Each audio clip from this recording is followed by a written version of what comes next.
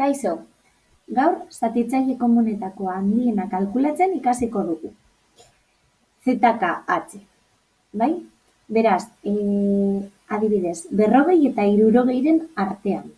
Zelan kalkulatuko dugu ZKH?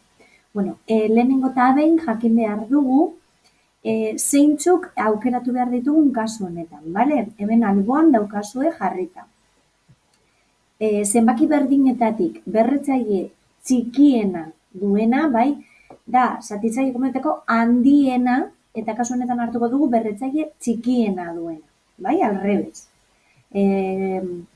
Gogoratzeko zuek edo, bai? Eta desberdinak ez ditugu aukeratuko, bai? Emekaten aukeratzen genituen desberdin guztiak, kasu honetan desberdinak ez. Beraz, hasiko gara.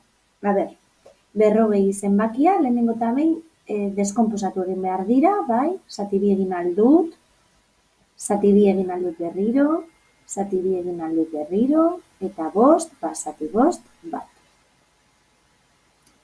Bai, 60rekin gauza bera egingo dugu, zati bi, hemen ja zati bi ezin egin beraz zati hiru, bai, hau egiterakoan ja idatziko du. 40 da, bi berriru, bider bost, bai? Bi berriru, bider bost. Eta 60 izango da, bi berbi, bider hiru, bider bost. Bale, orduan, ZKH, zeintzuk aukeratuko ditugu? Berdinetatik, orduan, zeintzuk dira berdinak? Bi eta bi, ezta? Eta bost eta bost. Bale, 3 ez dago hemen, beraz, ez dira berdinak. Bale, zenbaki berdinak bakarrik dira 2 eta 5. Bale, eta orduan, zenbaki berdinetatik aukeratzen dugu berretzaile txikiena duena. Beraz, zeinek dauka berretzaile txikiena? 2 berriru edo 2 berbi? 2 berbi.